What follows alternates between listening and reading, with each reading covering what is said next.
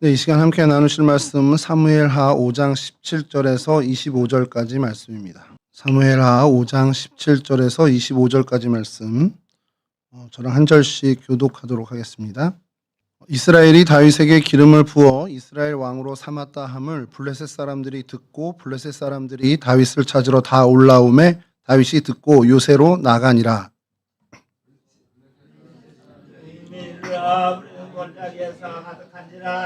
다윗이 여호와께 여쭈어 이르되 내가 블레셋 사람에게로 올라가리이까 여호와께서 그들을 내 손에 넘기시겠나이까 하니 여호와께서 다윗에게 말씀하시되 올라가라 내가 반드시 블레셋 사람을 내 손에 넘기리라 하신지라.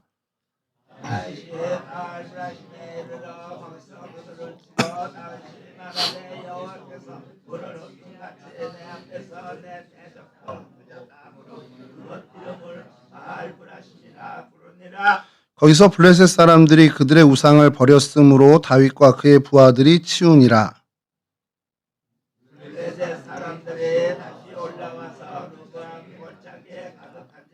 다윗이 여호와께 여쭈니 이르시되 올라가지 말고 그들 뒤에 돌아서 뽕나무 숲을 맞은편에서 그들을 기습하되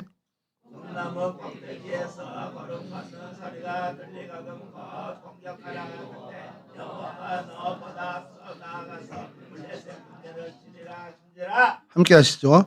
이에 다윗이 여호와의 명령대로 행하여 블레셋 사람을 쳐서 게바에서 게셀까지 이르니라. 아멘. 예, 오늘 저희가 함께 살펴볼 성경의 장소는 바알 브라심이라는 곳입니다. 바알 브라심이라고 이제 바로 들으시면 제일 먼저 이제 바알이 들어가니까 이게 뭐 바알과 좀 관련된 바알 신과 관련된 어떤 장소 아닐까라는 생각을 하실 텐데요. 이게 좀 우리가 흔히 알고 있는 바알 신과는 다른 단어로 보셔야 됩니다. 그러니까 바알 신은 이제 고유 명사로 이방신 바알을 지칭하는 단어고, 바알이 일반 명사로 쓰이게 되면 그냥 주인이란 뜻을, 주님, 주인 이런 뜻을 갖고 있습니다. 그래서 바알 브라심은 이제 페라츠라는 단어에서 이제 브라심으로 저희가 이렇게 표기를 하고 있는데, 그러니까 바알 페라츠, 바알 페라침 이렇게 발음을 하는 게 이제 원어의 발음이고요. 이 페라츠는 흐트러뜨리다. 그러니까 물이 여기서 오늘 본문에 나온 것처럼 물이 흐트러뜨리다 할 때 그 흐트러뜨림이 이 페라침인데, 이걸 우리말로 하면 격파하다라는 뜻이 제일 아마 적절할 것 같습니다. 부셔버리다, 격파하다라는 뜻입니다. 그러니까 바알을 부서뜨리다라고 하면 참 좋아요. 그러니까 해석도 좋고 너무 이게 은혜로운데 그렇지는 않습니다. 그러니까 바알이 흐트러뜨리다. 그러니까 이제 여기서 바알은 주인이란 뜻입니다. 그래서 주인이 흐트러뜨리다 이렇게 하면 지명 이름으로 가게 되면 격파하는 주님, 파괴하는 주님 이런 뜻으로 저희가 받아들이는 게 가장 적절한 표현입니다. 왜 제가 이 말씀을 드리냐면 제가 어릴 때 이 본문의 설교를 들을 때 그리고 신학교에 가기 전까지 이 바알 브라심은 바알을 깨트리다로 알고 있었습니다. 그러니까 제가 들었던 그 설교의 목사님은 너무 은혜롭게 이제 말씀을 해주셔서 이 바알 브라심은 블레셋이 섬기고 있던 그 바알을 깨트린 하나님의 사건이야 그러면서 바알 브라심이 바알을 깨트리다 이렇게 말씀을 해주셔서 정말 오랜 시간을 그렇게 알고 있었습니다. 뭐 그 중요한 건 아닐 수 있는데 심지어 요즘 이제 등장하는 성경 사전들 중에는 이 바알 브라심을 바알을 깨트리다, 바알을 부수다, 바알을 쳐부수다 이렇게 뜻이 있다라고 기록된 성경 사전도 간혹 있습니다. 근데 그거는 전혀 다른 뜻이고요.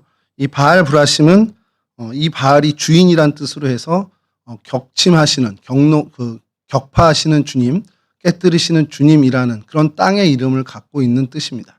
그러니까 이게 여기만 그런 게 아니고요. 여러분 잘 알고 있는 바알레 유다는 이제 바알레가 복수라서 유다의 주인들이란 뜻을 갖고 있습니다. 그래서 바알레 유다도 거기선 주인이란 뜻으로 쓰인 바알이고요. 바알무온이라고 이제 민수기 32장에 나오는 그 단어 역시도 거주의 주인이라는 뜻을 갖고 있는. 그러니까 바알 신과는 아무 상관이 없는 뜻으로 이 바알이 쓰이는 성경의 구절이 굉장히 많습니다. 그래서 여러분들이 성경을 읽으시다가 바알이 나오면 다 나쁜 거야 이렇게 생각하시면 안 되고요.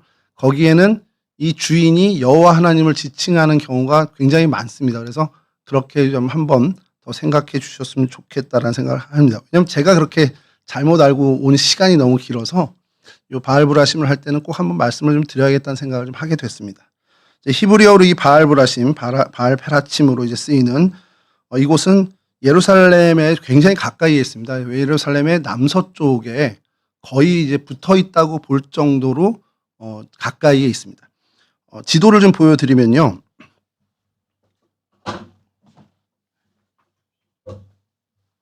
예, 이제 저희 익숙한 지도입니다. 그래서 여기가 예루살렘이고요. 그다음에 뭐 이제 텔아비브 이렇게 제일 큰 도시 텔아비브가 있고 예루살렘. 요 예루살렘에 제가 오늘은 빨간 점을 못 찍었잖아요.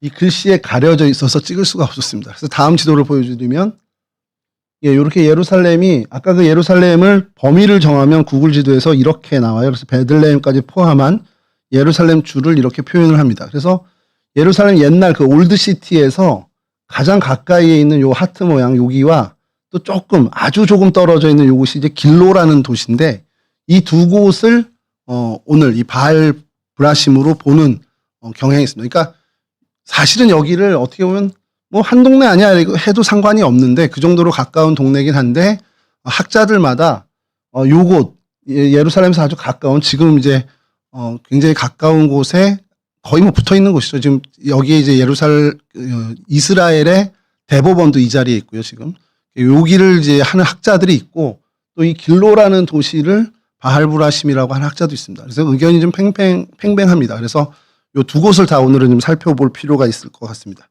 그래서 이 앞에 쪽에 이곳은 이제 자허공원이라고 하는 곳이고 이 뒤는 이제 길로라는 도시에 이렇게 있는데 요 두 곳 중에 분명히 한 곳이겠지만 저는 이제 개인적으로는 그렇게 멀지 않습니다. 그래서 가까이 그냥 이 지역 전체를 다 바알브라심이라고 해도 문제되지 않지 않을까 하는데 학자들은 또 이제 고집이 있으셔서 여기야라고 하는. 근데 이게 왜 팽배하냐면 문헌이나 정황이나 상황적으로는 예루살렘의 올드시티에 가까운 쪽이 좀 더 설득력이 있는데 또 이 길로라는 이 도시에서는 다윗 시대, 그러니까 철기 시대죠. 다윗 시대의 망대, 그러니까 망루, 그 워치타워가 발견이 돼요. 그러니까 여기가 더 전장에 가깝다. 이제 블레셋과 전투했을 그것과 가깝다라고 이야기합니다. 이게 왜 혼란이 되냐면 이 르바임 골짜기에 올라왔다고 성경을 표현하잖아요. 이 르바임 골짜기가 저기서부터 여기까지 다 이어져 있거든요. 그러다 보니까 르바임 골짜기에 올라와서 싸웠어. 그러니까 바알브라심이 여기야. 이렇게 주장하는 게 둘 다 사실 근거가 많이 있습니다. 그래서 두 곳을 오늘 다시 살펴봐야 할 것 같습니다. 이건 먼저 이제 성경에 대한 그 배경을 좀 설명을 하면 사울과 요나단이 죽게 됐죠. 그리고 그 사울의 다른 아들 이스보셋 역시도 죽음을 당하면서 이제 명실상부 다윗이 이스라엘 전체 지파의 왕이 되는 상황이 됐습니다. 그게 오늘 본문의 첫 시작이죠. 다윗이 헤브론에서 7년 동안 이제 왕으로 유다 지파의 왕으로 보내고 그 이후에 이제 여부수족을 무찌르고 예루살렘으로 옮겨서 이제 33년 동안 이제 이스라엘 전체의 왕이 되죠. 그러니까 총 40년의 재위를 갖게 되는데 그런 어떤 그 배경에서 이 이제 사건이 시작이 됩니다. 30살 넘어서 이제 왕이 되고 그래서 여부수 족속까지 점령을 하게 되고 이제 명실상부한 이쪽 지역에 굉장히 떠오르는 별이 됐습니다. 그러니까 제일 불편한 게 누구냐? 블레셋이에요. 블레셋이 불편했던 이유 중에 하나는 이 여부수족, 그러니까 예루살렘 그 헤브론 쪽을 장악하고 있던 여부수족이 이 블레셋의 사실상 속국이었습니다. 그러니까 블레셋의 사실 지배를 받고 영향을 받고 있던 곳이 이 다윗이 쳐서 정복을 하니까 이게 불편한 거죠.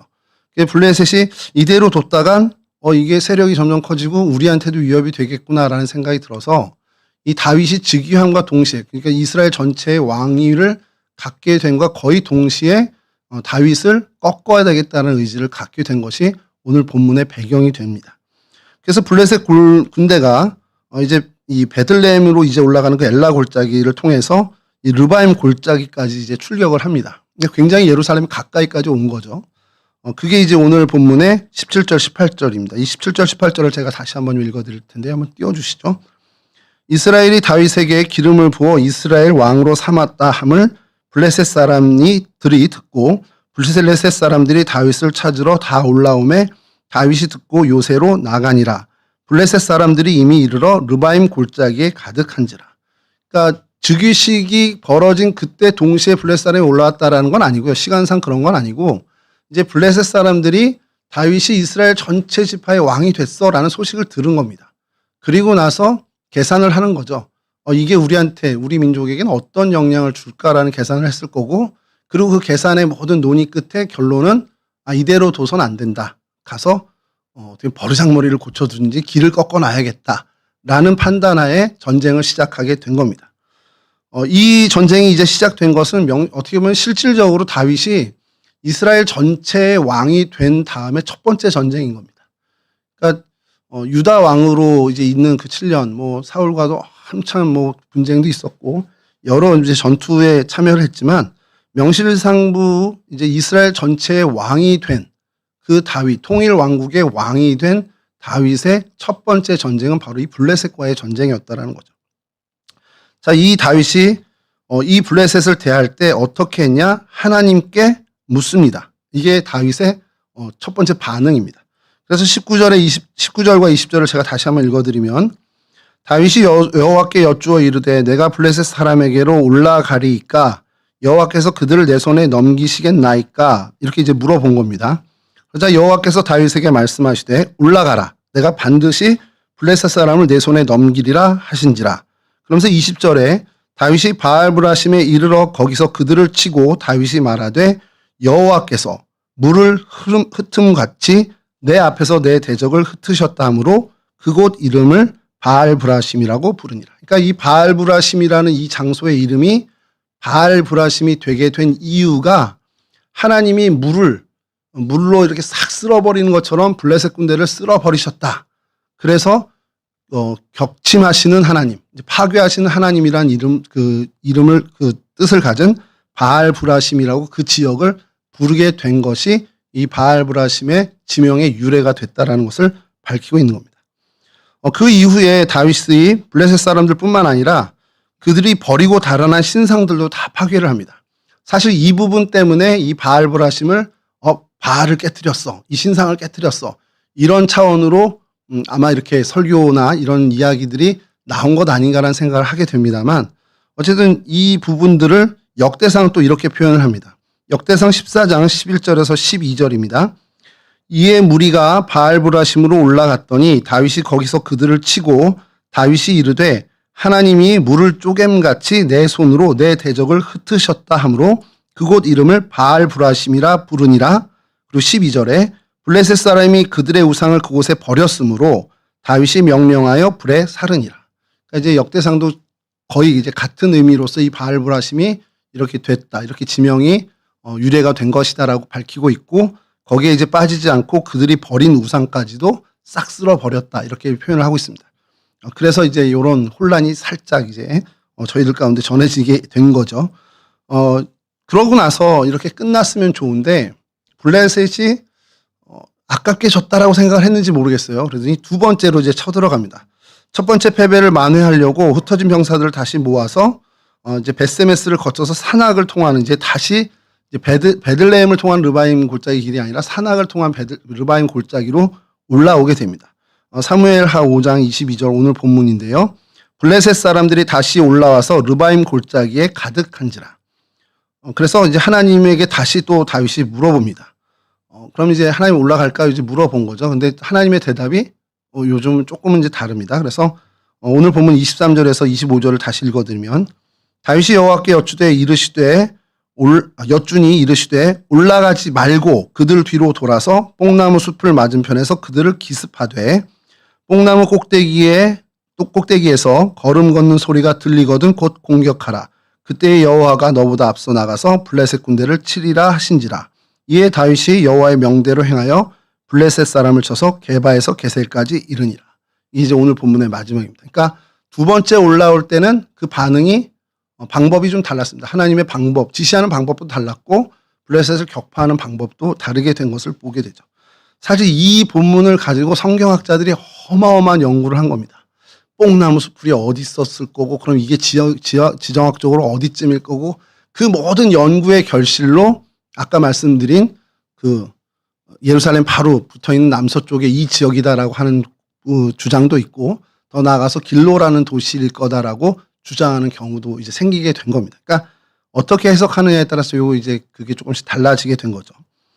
그리고 이 사건을 이사야에서 다시 한번 이제 언급을 합니다. 이사야 28장 21절입니다. 대저 여호와께서 브라심 산에서와 같이 일어나시며 기브온 골짜기에서와 같이 진노하사 자기의 일을 행하시리니 그의 일이 비상할 것이며 자기의 사역을 이루시리니 그의 사역이 기이할 것임이라. 여기서 이제 브라심 산이라고 이제 표현을 하고 있는데 이게 오늘 바알 브라심과 같은 지명입니다. 그래서 같은 이제 이명 동지라고 이제 얘기를 해야 되죠. 이제 이름은 다르지만 같은 지역을 이야기하는 그 브라심 산이라는 곳으로도 등장을 합니다. 사실 이 바알 브라심은 성경에 딱 이렇게 나온 게 끝입니다. 더 성경에 등장하지 않습니다. 유대의 뭐 전쟁사라든지 여러 뭐 다른 전승에도 간간히 등장을 하지만 바알 브라심으로 등장하는 것은 성경이 거의 유일무이하고요. 거의 다 이제 르바임 골짜기에서의 블레셋과의 전투로만 기록이 되어 있는 것이 보통의 다 문헌입니다. 그러니까 바알 브라심은 그냥 성경 사무엘 하에 있는 그리고 역대상에 있는 이 내용으로 이제 어떻게 보면 이제 끝나는 거죠. 근데 이 이름 자체가 굉장히 의미심장하다는 거죠. 물이 산지를 싹 쓸어버리는 것처럼 하나님이 쓸어버리는데 그와 같이 흩어버리시더라라는 것을 다윗이 고백한 고백이라는 겁니다. 그게 바알 브라심이라는 것이죠. 성경의 이런 부분들이 이제 배경이 이렇게 되고요. 그래서 이것을 이제 지도를 다시 한번 좀 보여드리면 다시 다음 지도 좀 보여주시죠. 아니요, 순서대로 있는. 예, 예. 네, 요 지도. 예, 맞습니다. 네, 맞습니다. 요 지도를 보여드리면, 기바트람이라는 곳이 있습니다. 이렇게 예루살렘이 이게 올드시티고요. 저쪽이. 지금 그 황금동 사원이 있는 그 지역입니다. 그리고 그곳에서, 남서쪽이, 방향을 뭐 하면 남서쪽이긴 한데, 이게 기바트람이라는 곳으로 이제 이게 기바트람이 이제 높은 언덕이라는 뜻을 갖고 있는 단어입니다. 그래서 기바트람이라고 하고 있는데 이곳이 자허공원이라는 곳으로 지금은 이제 명칭이 돼 있어요. 현대 예루살렘 이스라엘에서는 자허파크라고 해서 자허공원이라고 돼 있는데 요곳을 이제 주장하는 학자들이 있고요. 그다음에 여기가 이제 르바임 골짜기입니다. 명칭은 에메크 레파임이라고 해서 그냥 그 에메크가 골짜기고 레파임이 르바임입니다. 그래서 르바임 골짜기라고 아예 지금도 이스라엘 명칭이 돼 있습니다. 르바임 골짜기 시작이 여기입니다. 여기가 골짜기다 보니까 이제 아래로 꺼져 있잖아요. 이제 철길이 놓여져 있습니다. 예전에 쓰던 철길로 현재는 이제 쓰지는 않는 철길인데 그 철길을 따라서 쭉 오면 여기를 지나고 그래서 여기가 길로시티고 여기가 길로공원인데 여기까지 철도가 이어져요. 그리고 그 철길을 지금은 기차가 다니지 않고 공원화했습니다. 그래서 그곳이 르바임 골짜기를 치면 이제 그 길이 다 나옵니다.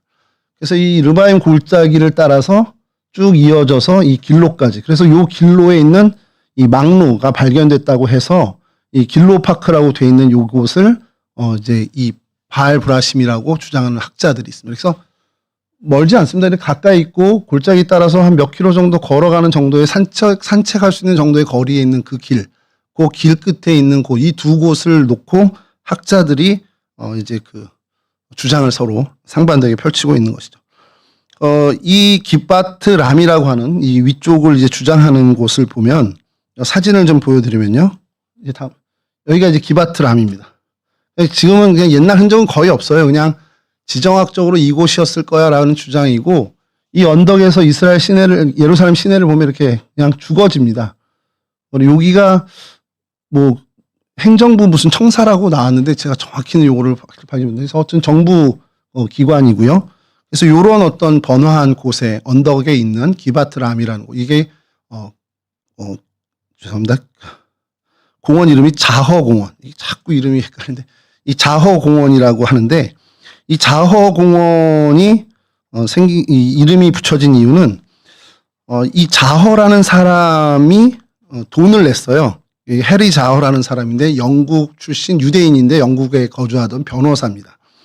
그 사람이 굉장히 많은 돈을 출자를 해서 이 공원을 조성하는데 이제 기부를 한 겁니다. 그래서 이름이 이제 자허 공원으로 지금까지 불리게 되는데, 그럼 이 해리 자허가 누구냐? 그럼 별로 뭐 아무리 돈 많이 냈다고 그래도 저렇게 이름을 붙여주긴 좀 그렇잖아요. 뭔가 좀 이 사람이 좀 임팩트가 있어야 되는 사람인데, 벨포어 선언이라고 여러분들 혹시 들으신 적이 있는지 모르겠지만 1차 세계대전 중에 이 벨포어 선언이라는 게 영국에서 영국 외무부 장관이 이제 벨포어라는 사람이 유대인들에게, 유대 사람에게, 당시 이제 시오니즘을 주장하던 이제 그 유대인 그룹에게 우리가 이제 팔레스틴 지역을 점령하게 되면 이스라엘의 독립국가를 승인해 주겠다, 이런 서신 이제 형식의 문서를 전달합니다. 이게 벨포어 선언인데, 이게 왜 중요하냐면 이게 공식 문서가 돼버리는 바람에 나중에 이게 그 이스라엘의 1948년에 독립하게 되는데 근거가 되는 그 선언이 돼버립니다. 이게 벨포어 선언이 굉장히 중요한데, 이 벨포어 선언의 초안을 마련한 사람이 이 해리 자허라는 사람이에요. 돈도 많았고, 이 사람의 이름이 대단한 이런 역할을 했으니 이름을 붙여주는 거죠. 돈도 냈고. 그래서 이제 자허 공원이라는 것이 된 겁니다. 근데 이게 뭐 더 잘 아시겠지만 이게 1927년 요때 이 약속을 한 건데, 1차 세계대전은 1918년에 이제 끝나잖아요. 근데 그 17년 전에, 2년 전에 이 영국이 어떤 일을 하냐면 아랍인들, 이 팔레스틴 지역에 있는 아랍인들에게 오스만 제국하고 싸우는데 우리를 도와주면 이 전쟁이 끝나면 아랍 독립국을 우리가 세워줄게 라고 약속을 합니다. 그게 맥마흔 선언입니다. 그러니까 이중 약속을 한 거예요. 아랍 사람들한테 니네 독립국가 세워줄게. 그리고 유대 사람들에게는 니네 독립국가 우리가 세워줄게. 근데 이제 그럴 수밖에 없었던 게 1차 세계대전 막바지에 영국이 굉장히 쪼들립니다, 경제적으로. 그래서 미국에 있는 유대인들, 그리고 러시아에 지금 살고 있는 유대인들에게 자금을 좀 모으기 위해서 이 선언을 해주는 거예요. 그러니까 너희들이 우리 지금 도와주면 이거 우리가 독립국가 세워줄게. 뭐 그 이면에는 그 수에즈 운하를 이제 영국이 이제 장악을 했잖아요. 그걸 운영할 때 거리가 있다 보니까 그 속에 친영국 정부가 하나 있으면 좋겠다라는 생각에 유대 나라, 그러니까 이스라엘 국가가 하나 있으면 좋겠다라는 생각도 좀 그 안에 깔려 있었던 거고요. 그런 여러 이제 복합적인 걸로 약속을 하는데 그게 이제 이중 약속이 된 거죠. 사실은 뭐 어느 한쪽이 되면 그쪽을 따라주겠다 했는데 둘 다 돼버린 거예요. 아랍도 도와주고 이스라엘도 돈을 주고 이렇게 유대인들도 돈을 주고. 그래서 이게 지금까지도 아랍 팔레스틴 자치 해방 기구는 그 맥마흔 선언을 가지고 근거를 놓고 여기 우리 땅이다 하고 있는 거고, 이스라엘은 이 선언을 가지고, 벨포어 선언을 가지고 약속대로 우리가 협정된 우리 땅이다 이렇게 주장하고 있는 것이 오늘까지도 이렇게 분쟁이 되고 있는, 어떻게 보면 시작이 된 겁니다. 그래서 그 자허라는 사람이 세운 공원, 그러니까 돈을 내서 조성한 공원, 이곳이 우리 오늘 살피고 있는 이 지역이라는 것. 그래서 바알브라심이라는 이쪽이라는 이제 하는 것은, 근데 이 문제는 여기는 아무 유적도 나오질 않았습니다. 어떤 그 시대의 유적이나 유물이 나오진 않고, 다만 상황적으로, 그리고 정황이나 어떤 여러 그 지정학적인 구조를 봤을 때 르바임 골짜기에서 전투를 하게 되면 이곳이 바알브라심일 거다라는 주장이 이제 큰 겁니다. 이 부분이 이제 주장하는 사람들이 이렇게 되고요. 그래서 다음 사진 보여주시면 이렇게 생겼습니다. 그냥 자허공원에서 이제 바라본 이스라엘 예루살렘 도시입니다. 그리고 여기가 이제 아래가 꺼진 이쪽이 다 르바임 골짜기입니다. 이 길이. 다음 사진 보여주시면 이제 자허공원이 이제 여기가 자허공원인데요. 이건 이제 항공사진을 찍었는데 이 자허공원에 묘지가 있습니다. 그러니까 이스라엘 사람들은 참 그런 게 그 묘지를 항상 가까이 둬요. 이제 이스라엘 예전에 왕정 시대 때도 그렇고. 그래서 이 자허공원 안에 굉장히 좋은 요충지임에도 불구하고 이곳에 이런 묘지를, 굉장히 큰 대규모의 묘지를 사용하고 있습니다. 이게 베드르라는, 세인트 베르드르라는 아랍 사람들의 마을이 원래 있었던 자리입니다. 그 자리를 다 밀어버리고 이곳에 이제 묘지를 조성을 하게 된 거죠.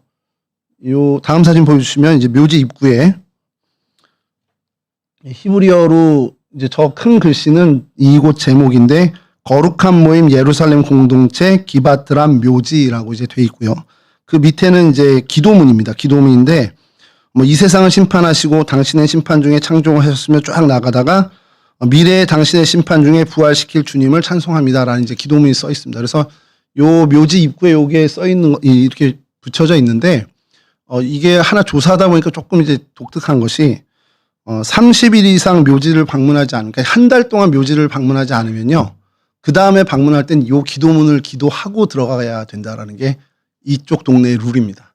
그러니까 한 달에 한 번 이상 오라는 얘기죠. 한 달에 한 번 오는데 한 달 이상 내가 오지 못했다 그러면 들어가면서 이 기도문을 읽고 들어가라, 이렇게 돼 있는 그런 이제 독특한 모습을 좀 갖고 있는 묘지입니다. 묘지를 가까이 찍은 사진이요. 다음 사진 보여주시면,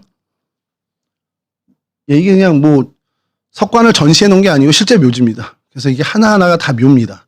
굉장히 다닥다닥 붙어 있죠. 이스라엘이 뭐 묘지가 거의 다 이래요. 그리고 올드시티에 가면 다윗 왕궁, 다윗성에 있는 그 묘지도 이런 식으로 돼 있습니다. 요것이 좀 유명한 묘, 기바트람 공원 묘지로 돼 있는 묘지고요. 다음 사진이 다시 그 지도인데요. 그래서 여기가 지금 방금 기바트람이라고 하는 자허공원에 주장하는 것이고, 그다음에 이제 길로시티가 이 밑에 있습니다. 그래서 요 철길을 따라서 기드론 골짜기를 따라, 기드론 르바임 골짜기를 따라서 쭉 내려오다 보면 여기가 이제 또 언덕이 있습니다. 이 언덕이 있는데 뭐 여긴 밸리 오브 레파임이라고 해서 르바임 밸리라고 되어 있기도 하는데, 요 길로시티에 길로파크가 있습니다. 여기가 이제 다윗 망루가 발견된 곳이에요. 그래서 이곳을 바알 브라심이라고 하는 주장하는 분들은 여기에 유적도 나오고 철기 시대의 유적도 나오고 철기 시대의 망루도 흔적도 나오고, 그러니까 유적과 유물이 나오니까 당연히 여기다라고 이제 주장을 하는 거죠. 저는 그래서 그럼 여기가 더 학설이 좀 높겠구나 생각을 했는데 뭐 그렇지도 않습니다. 이제 학설은 비등비등하고요. 오히려 그 예루살렘에 가까운 쪽이 오늘날은 조금 더 좀 그쪽을 또 무게가 그쪽으로 또 넘어가 있는 분위기이긴 합니다. 그래서 이곳 사진을 좀 보여드리면, 요 사진을 보여드리면 르바임 골짜기, 이 르바임 골짜기, 이제 내려오는 르바임 골짜기의 사진입니다. 여기가 골짜기입니다. 이렇게 요 길 따라 쭉 내려가는 길이고, 여기 보시면 황금돔 사원이 보입니다. 보이시나요? 황금돔으로 된. 여기서 이제 바라보면 요 골짜기를 따라 쭉 내려가고요. 다음 사진 보여주시면, 요게 철길입니다. 철길인데 이렇게 지금 기차는 안 다니고 공원화 했습니다. 그래서 르바임 골짜기가 여기입니다. 그러니까 예전에 르바임 골짜기고 그 철길을 따라서 공원을 만들어 놨습니다. 저희 경의선 숲길이나 여기 여기 경춘선 숲길 조성한 거랑 거의 흡사하더라고요. 여기 로드뷰로 따라가 보면요, 이거 한국 아니야? 라는 생각이 들 정도로 똑같이 해놨습니다. 그래서 저희가 따라한 건지 쟤네가 따라한 건지 모르겠는데 거의 이제 차도와 공원이 계속 나란히 쭉 갑니다. 한참을 가요. 그래서 이렇게 르바임 골짜기가 오늘날은 이렇게 돼 있습니다. 그래서 그 다음 사진 보여주시면, 여기가 이제 길로 공원입니다. 여기가 오히려 아까 자허 공원보다는 좀 높아요. 해발 800m가 돼서 여기가 조금 더 높고 망루가 있을 법한 곳이긴 합니다. 그래서 여기가 이제 망루 흔적이 나온 유적지인데, 이 길로 공원 역시도 공원을 제외하고는 다 아파트가 들어선 주거 밀집 지역입니다. 다음 사진 보여주시면 이곳이 이제 망루의 흔적입니다. 그래서 보존을 왜 이렇게 하지라는 생각이 들 정도로 그냥 그때 당시의 돌들입니다. 여기 뭐 복원을 좀 한 것도 있는데 뭐 자료나 유물들은 다 박물관으로 가져갔고 요 터는 이렇게 좀 보존을 하고 있습니다. 그래서 요 돌들이 그 철기 시대의 돌들이라는 것들이 증명이 됐고요. 그래서 여기서 나온 이제 두 가지 자료들이, 다음 사진 보여주시면 이제 이거는 발굴하게 됐다라는 것들을 이제 기록한 이제 안내도입니다. 그래서 르바임 골짜기 따라서 쭉 오게 된, 그래서 바알브라심이 이쪽이다라는 것을 보여주는 안내도고요. 다음 보여주시면 이건 이제 발굴 지도입니다. 그래서 길로 공원이고요. 명시를 해놨고, 그리고 워치타워가 발견된 것이 이쪽이라는 거. 그리고 제1철기 시절 이렇게 제2철기 시절의 유적들이 이렇게 나왔다라는 것들을 이렇게 좀 발굴 도면으로 기록에 남겨놓고 있어요. 그러니까 이렇게 바알브라심이라는 곳이 두 곳 중에 하나다라고 얘기하는데, 뭐 저만 그런 생각을 하는 게 아니라 여기에 대해서 이제 하시는 많은 분들이 거기나 여기나 그렇게 크게 차이 나지도 않고, 전쟁을 하다 보면 저쪽으로 밀려갈 수도 있고, 블레셋이 좀 세져가지고 밀고 들어오면 예루살렘 가까이 왔었을 것이고 또 반격을 해서 내려가다 보면 그 밑으로까지도 내려갔을 거다라는 어떤 그런 얘기들도 좀 합니다. 그래서 이 르바임 골짜기 전역을 다 분명히 전투가 일어났을 것이고 이제 중요한 건 어디서 이렇게 기습을 했냐 이제 그걸 가지고 이제 논쟁을 하는 건데 그게 이 길로 쪽일 거다라는 얘기를 하는 분도 있고 아니면 자허공원 쪽이다라고 얘기하는 학자들도 있어서 양분되어 있는 상황입니다. 그래서 이런 어떤 모양을 가지고 있는 것이 바알브라심이라는 그 동네입니다. 그래서 이 바알브라심을 뭐 사진 자료는 요 정도까지인데요. 이 바알브라심을 보면서 그냥 참 우리가 어떤 교훈을 좀 얻어야 될까라는 생각을 좀 해보면서 바알브라심 그냥 굉장히 엉뚱한 생각들을 계속 하는 겁니다. 하나님께서 흩으셨다. 하나님께서 흩으시는데 그냥 보통 흩으시는 게 아니라 정말 바알브라심이라고 이야기할 정도로 주인께서 격침하셨다. 주인께서 파괴하셨다. 그러니까 주님이 그렇게 하셨다라고 다윗이 고백할 정도로 완전한 승리를 일으키신 하나님을 경험했다라는 거죠. 우리도 살아가면서 우리의 인생 가운데 전쟁이라고까지 부르기는 좀 뭐하지만 많은 그런 어떤 전쟁과 같은 일들을 경험하게 되죠. 뭐 눈에 보이는 어떤 갈등들도 있을 거예요. 뭐 사람과의 갈등도 있을 거고 또 어떤 경제적인 위기를 우리가 맞닥뜨릴 때도 있고요. 또 뭐 더 나아가서 이제 어떤 영적인 전투까지도 저희가 벌어지는 그런 어떤 전쟁과 같은 일들을 우리가 늘 살아가면서 마주하게 됩니다. 그래서 전쟁이라는 것을 그런 단어를 떠올리면 저는 이제 전쟁 그러면 제일 연관 있는 성경의 인물이 여호수아하고 다윗이 떠오릅니다. 그러니까 전쟁 그러면 누가 제일 먼저 떠올라 그러면 다윗과 여호수아가 떠오릅니다. 이 둘의 공통점이기도 하고 다윗에게 좀 도드라지게 나타나는 모습이기도 한데 이 다윗은 이 전쟁에 있어서만큼은 너무 그 하나의 원칙을 완전히 끝까지 고수했던 사람으로 저희들이 기억을 하죠. 처음에 말씀드린 것처럼 이제 오늘 본문은 다윗이 온 이스라엘의 왕이 되고 난 다음에 첫 번째 전쟁을 치르는 이 블레셋과의 첫 번째 전쟁을 치르는 그러니까 블레셋과의 첫 번째가 아니라 그의 왕위 시절의 첫 번째 전쟁이 이 블레셋과 치러지게 되는 전쟁입니다. 자, 이 처음 전쟁에 어떻게 보면은 의미가 있잖아요. 왕이 돼서 첫 번째 맞이하는 전쟁인데 야 이거 어떻게 대처를 해야 될까 이런 생각들을 했을 것 같다는 생각이 듭니다. 만약에 제가 다윗의 입장이었다라고 생각한다면 어떻게 보면 지금 생애의 최고의 순간이잖아요. 그 많은 사울의 핍박을 다 뒤로하고 이제 좀 다리 뻗고 살 수 있는 정말 명실상부한 왕이 돼서 좀 평안한 생활을 누릴 수 있는 어떤 그 시점이 시작되는데 갑자기 전쟁이 일어나는 겁니다. 그러니까 그 순간에 생각도 많이 들었을 것 같아요. 이제 좀 살만해졌는데 이제 전쟁이야? 또 전쟁이야? 이러면서 낙심하기도 하고 불평불만도 가질 법한데 다윗은 그렇지 않았다라는 겁니다. 그리고 블레셋이란 존재도 사실은 다윗에게는 좀 두려운 존재일 수 있습니다. 사울 왕도 블레셋에게 죽었죠. 그리고 제일 친했던 그 요나단 역시도 블레셋의 손에서 죽었습니다. 그 두 마음이 공존했을 거예요. 뭐 정말 복수심도 막 불타오를 수도 있었지만 한편으로는 그렇게 강력한 존재라는 것을 알기 때문에 두려운 마음도 그 안에 있었을 겁니다. 그러니까 이런 전쟁이 터졌을 때 그럼 사신을 보내서 좀 화친을 해야 되나? 이런 생각을 저 같으면 했었을 것 같은데 다윗은 전혀 그렇지 않았습니다. 다윗은 이 문제를 그냥 정면 돌파하기로 결정을 하고 하나님께 나아가서 하나님께 의뢰를 하죠. 사실 이 모습을 보면서 예수님의 모습도 그리고 또 우리가 사도 바울의 모습도 여기서 우리가 좀 발견을 하게 되는 거죠. 예수님 역시도 십자가에 그 돌아가시는 그 고통을 앞두었을 때 그것을 피해 가거나 어떻게 보면 타협해 가지 않으시고 정말 그것을 있는 그대로 받아들이시는 그런 모습을 보여주셨습니다. 사도 바울 역시도 예루살렘에 올라가면 결박하고 이제 잡히게 된다는 것을 성령께서도 알려주셨지만 그것을 어떻게 보면 대비하거나 돌아갈 생각하지 않고 그냥 묵묵히 그 길을 걸어간 모습을 저희들이 보죠. 다윗이 이와 같은 모습을 가졌습니다. 첫 번째 맞이한 전쟁, 왕위에 올라서 첫 번째 맞이한 어떻게 보면 두려울 수도 있고 어떻게 보면 불평불만을 가질 만한 상황일 수도 있지만 그런 상황에서도 그는 늘 그렇게 해왔듯이 이 전쟁을 놓고 하나님 앞에 나아가서 정면 돌파를 시행을 하게 됩니다. 하나님 앞에 나아가 하나님 이 전쟁을 어떻게 해야 합니까? 라고 묻는 것이 그의 첫 번째 반응이었습니다. 19절에 다윗이 여호와께 여쭈어 이르되 내가 블레셋 사람에게 올라가리이까 여호와께서 그들을 내 손에 넘기시겠나이까. 사실 이렇게 하나님께 물었죠. 근데 우리가 일반적으로 생각하면 다윗은 전쟁의 전문가예요. 그리고 이제까지도 계속 전쟁을 해왔던 사람이고 전투의 현장에 있었던 사람입니다.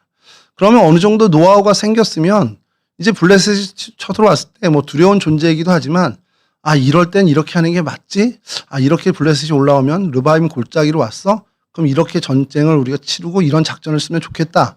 이런 생각을 할 법도 한데 그는 그 모든 것들을 다 내려놓고 자기의 경험이나 지식은 다 뒤로 하고 하나님 앞에 나가서 하나님의 말씀을 먼저 듣는데 우선순위를 두게 됩니다. 그러니까 자신이 경험한 경험보다 하나님의 말씀을 먼저 했던, 그러니까 하나님의 말씀을 더 신뢰한 모습을 보여줬다라는 것이죠. 사실 이것이 사울과 다윗의 결정적인 차이입니다. 사울은 전투를 앞두고 전쟁을 앞두고 급하다 보니까 제사도 자기가 망령되이 드리고 또 무당을 찾아가기도 합니다. 그런 어떤 급한 모습을 보이는 것이 사울의 모습이었습니다. 그러나 다윗은 완전히 다르죠. 그 모든 문제를 놓고 하나님 앞에 먼저 가서 엎드리는, 하나님께 먼저 묻는 모습을 보여주고 있습니다. 이것이 사울과 다윗의 가장 큰 차이의 모습이라는 것이죠. 사실 이 모습은 신약의 베드로의 모습에서도 우리가 찾아볼 수 있습니다. 베드로가 밤새도록 헛금을질을 하고 돌아오니까 주님께서 얘기합니다. 깊은 데 가서 금을 내려봐. 근데 저는 그 본문이 사실 제일 불편했던 본문 중에 하나입니다. 예수님은 목수예요. 전직 목수입니다. 베드로는 현직 베테랑 어부입니다. 근데 고기 잡는 법을 전직 목수가 현직 베테랑 어부에게 이렇게 잡는 거야, 이렇게 잡아봐 조언을 하고 있는 모습이거든요. 사실은 좀 이게 좀 상식적으로 맞지 않는 모습인데 저는 베드로의 위대함이 거기 있다고 보는 겁니다. 베드로도 말끝을 좀 흐리죠. 제가 밤새도록 해봤는데요 하고선 말끝을 흐리긴 하는데 그 마음이 좀 엿보이긴 합니다.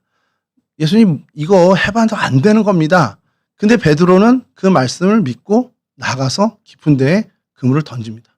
그리고 어마어마한 전무후무한 경험을 하게 되죠. 베드로가 자신의 경험과 자신의 모든 노하우들을 뒤로 하고 예수님의 말씀을 의지해서 깊은 곳에 가서 그물을 던진 것과 같은 믿음이 다윗에게 있는 믿음이라는 겁니다.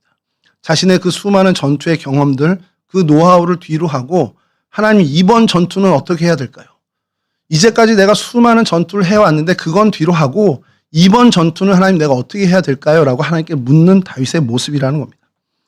다윗에게는 확고한 믿음이 하나 있었습니다. 그가 늘 그 전에도 보여줬던 그 말, 전쟁은 여호와께 속한 것이다라는 이 확고한 믿음을 다윗은 늘 갖고 있었습니다.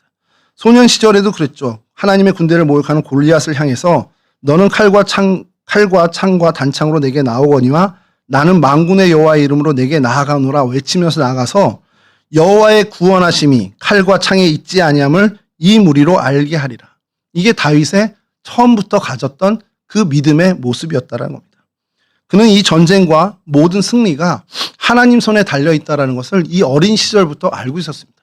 양을 치면서 곰을 무찌르기도 하고 사자를 무찌르고 했던 그 경험에서 아마 그 더 강화된 믿음일 수도 있지만 그의 믿음은 평생을 가면서 흐트러지지 않았다라는 거예요.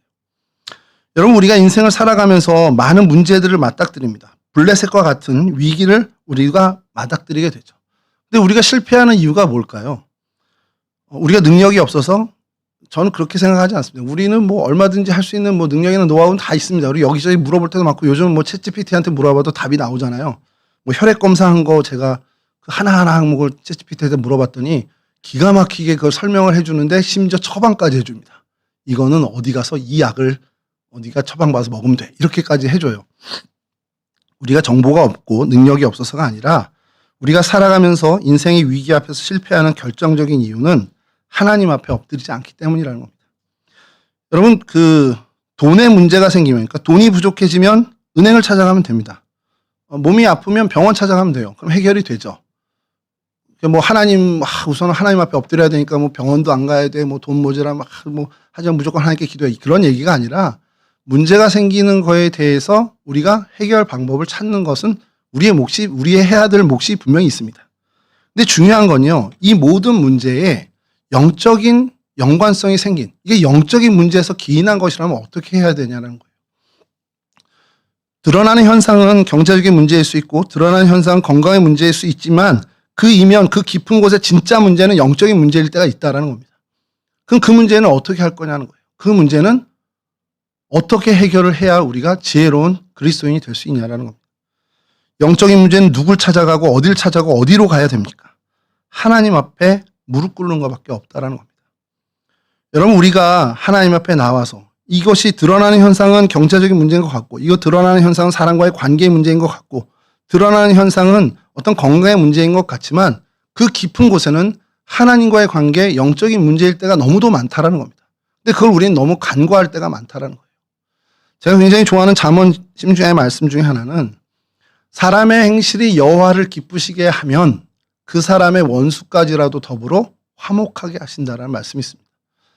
저 사람과 굉장히 관계가 불편해졌어요. 그 원수의 관계까지 갔는지 모르겠는데 그 불편해진 관계가 있습니다. 그 관계가 문제가 되니까 관계의 문제를 온 힘을 써서 그 관계를 풀어보려고 애씁니다. 뭐 좋은 선물도 하고 그 사람 마음에 맞춰보기도 하는데 사실 거기에 문제가 있는 게 아니라는 거예요. 나의 행실이 하나님을 기쁘시게 하는 거기에 문제가 있었는데 그것을 간과한 나머지 드러난 문제에만 매달리게 되면 우리는 실패할 수밖에 없다는 겁니다.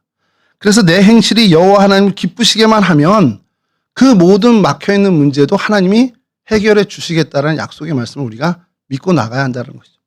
건강의 문제, 경제적인 문제, 드러나는 모든 관계의 문제, 자녀의 문제, 이게 하나님과 나의 문제일 수도 있겠구나라는 마음으로 하나님 앞에 먼저 엎드리고 하나님께 은혜를 구해야 되는 것이 우리가 먼저 해야 할 일이라는 겁니다. 다윗이 왕위에 올랐을 때, 이 좋은 시기에 왜 블레셋이 쳐들어오지? 야, 그럼 더 큰 무기 우리 수입해와. 어디 원군이라도 보내고서 요청해서 블레셋 쳐무르치자. 이게 아니라, 이 시기에 왜 하나님이 이 전쟁을 치르게 하실까?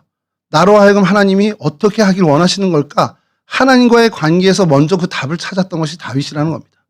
하나님이 교만해질 다윗을 염려했는지는 모르지만 하나님은 왕이 된 다윗에게 첫 번째 요구하신 건 내 앞에 와서 엎드리라는 거였어요. 그리고 그는 평생 하나님 앞에 엎드리는 왕이 되었습니다. 하나님이 다윗에게 원한 그것을 정확하게 다윗은 알았고 그것을 하나님 앞에 행해서 그 문제를 해결하고 극복해냈습니다. 여러분, 그게 바로 바알브라심의 사건이라는 겁니다. 여러분, 거대한 댐까지는 아니고 저수지가 무너지거나 산사태가 나는 걸 좀 볼 때가 있습니다. 뉴스 화면이라는 거 볼 때 보면 홍수가 나서 막 쓸어가는 걸 볼 때가 있죠. 엄청난 바위도 그냥 떠내려가는 걸 보고요. 집도 떠내려가는 걸 봅니다. 그냥 아예 그 물살에 휩쓸고 나간 데는 흔적도 아예 없어져 버리는 걸 볼 때가 있습니다.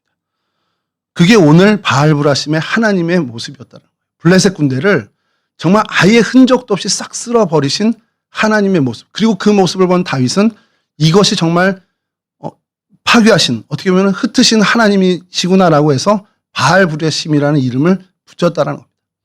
여러분의 문제 하나님 앞에 엎드리면 내가 갖고 있는 이 문제, 관계의 문제가 됐든 경제적인 문제가 됐든 건강의 문제가 됐든 이것이 하나님이 내가 하나님 앞에 무릎 꿇기를 원하는 영적인 문제에서 기인한 것이라면 그렇게 하나님 앞에 엎드리게 되면 블레셋 군사를 정말 완전히 흔적도 없이 흩어가시는 그 거대한 물길로 흩으신 하나님의 그 능력과 같은 능력이 오늘 우리의 문제에도 동일하게 임하신다라는 사실이라는 거예요. 내 문제를 하나님께서 이처럼 완전히 흩어버리고 흔적도 없이 있었던 문제 같지도 않게 정말 그 문제가 있었나라고 의심할 정도로 궁금해할 정도로 그 문제를 없이 해주신다는 하나님의 은혜를 우리에게 약속해 주시는 것이 바로 이 바알브라심이라는 겁니다. 여러분, 바라기는 이 바알브라심의 은혜를 우리 모두가 좀 누렸으면 좋겠습니다.